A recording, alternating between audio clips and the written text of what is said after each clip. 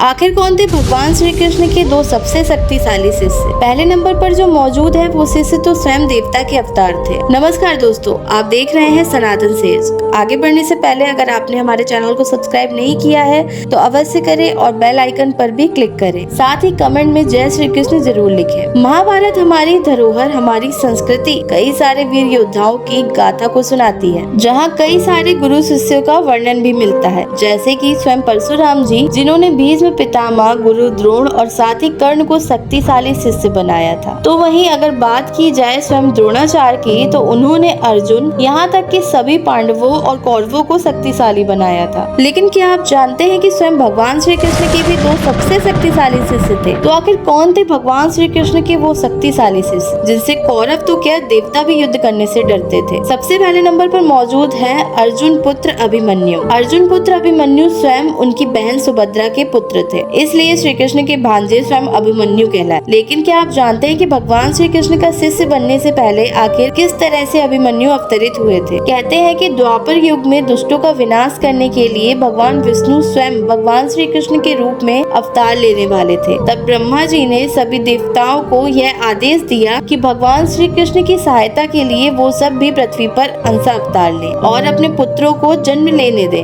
वहीं जब चंद्रमा ने सुना उनके पुत्र वर्चा को भी पृथ्वी पर जन्म लेने का आदेश मिला है, तो उन्होंने ब्रह्मा के उस आदेश को मानने से इनकार कर दिया। साथ ही यह भी कहा कि उनका पुत्र वर्चा अवतार नहीं लेगा। तब सभी देवताओं ने चंद्रमा पर यह कहकर दबाव डाला कि धर्म की रक्षा करना सभी देवताओं का कर्तव्य है। इस धर्म कार्य के लिए चंद्रमा अपने पुत्र को कैसे विमुख कर सकते हैं? देवताओं के दबाव डालने पर चंद्रमा विवश हो गए, लेकिन उन्होंने देवताओं के सामने एक शर्त रखी कि उनका पुत्र ज्यादा समय तक पृथ्वी पर नहीं रहेगा। साथ ही भगवान श्री कृष्ण के मित्र देवराज इंद्र के पुत्र अर्जुन के पुत्र अभिमन्यु के रूप में ही जन्म लेगा। देवताओं ने उनकी बात मान ली और कहते हैं कि सिर्फ और सिर्फ इसलिए ही अभिमन्यु सिर्फ 16 वर्ष तक ही जीवित रहे और इसके बाद वह पुनः अपने पिता चंद्रमा के पास वापस लौट गए। दरअसल अभिमन्यु महाभारत के महान योद्धाओं में शुमार है, जिन्होंने महज 16 साल की उम्र में ही अपने पराक्रम से कौरवों की सेना के छक्के छुड़ा दिए थे। जी हाँ, अभिमन्यु जो बेहद ही शक्तिशाली थे, जिनके जन्म से पहले ही तय हो गया था कि उनकी मृत्यु कब होगी। लेकिन अभिमन्यु इतने ही शक्तिशाली नहीं थे,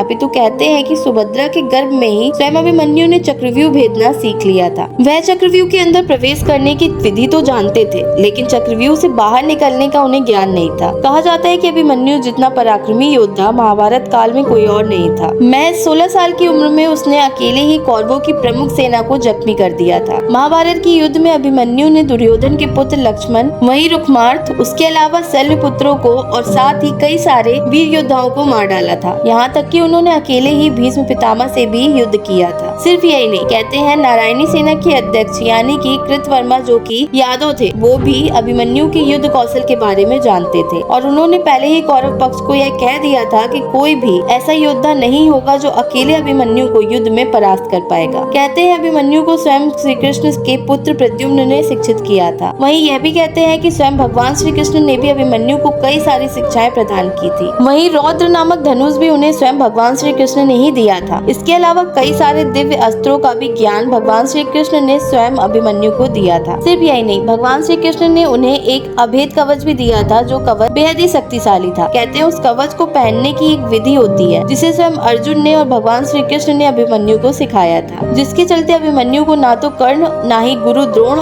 ना ही सुयोधन और ना ही अश्वत्थामा मार सकते थे। वहीं कौरव दल का कोई भी योद्धा उन्हें खरोच तक नहीं लगा पाया था। महाभारत युद्ध के 13वें दिन कौरवों ने पांडवों को फंसाने के लिए द्रोणाचार्य की मदद से चक्रव्यूह का निर्माण किया और उस युग में चक्रव्यूह को भेद कर बाहर निकलने की कला सिर्फ 4 लोगों को ही पता थी और वो थे स्वयं भगवान श्री कृष्ण, गुरु द्रोणाचार्य, अर्जुन और प्रद्युम्न। कहते हैं कि युद्ध के दौरान अभिमन्यु चक्रव्यूह के अंदर घुस गया। वह लगातार लड़ता हुआ चक्रव्यूह को भेदता हुआ अंदर चला गया। अभिमन्यु ने चक्रव्यूह के 6 चरण पार कर लिए, अब बस 7वें और आखिरी चरण को भेदना था और इसी दौरान उन्होंने दुर्योधन के पुत्र लक्ष्मण का वध किया। इससे दुर्योधन का गुस्सा 7वें आसमान पर चला गया। उसने युद्ध के सारे नियम ताक पर रखे और 7 योद्धाओं को एक साथ अभिमन्यु से युद्ध करने के लिए भेजा। कौरवों ने अभिमन्यु का रथ तोड़ दिया और ताबड़तोड़ वार किए और एक के बाद एक वार, कोई दाईं ओर से कर रहा था तो कोई बाईं ओर से, कोई आगे से तो कोई पीछे से। अभिमन्यु ने हार नहीं मानी। वो रथ के पहिए से खुद को बचाता हुआ युद्ध करने लगा और अपनी आखिरी सांस तक लड़ा। हालांकि कौरव अपनी चाल में कामयाब हो गए और उन्होंने अभिमन्यु को मृत्यु के घाट उतारा। लेकिन कहते हैं कि भगवान श्री कृष्ण ने अभिमन्यु को इतना शक्तिशाली योद्धा बनाया था कि कौरव पक्ष के 7 महावीर योद्धाओं से अभिमन्यु अकेले ही जंग लड़ रहा था।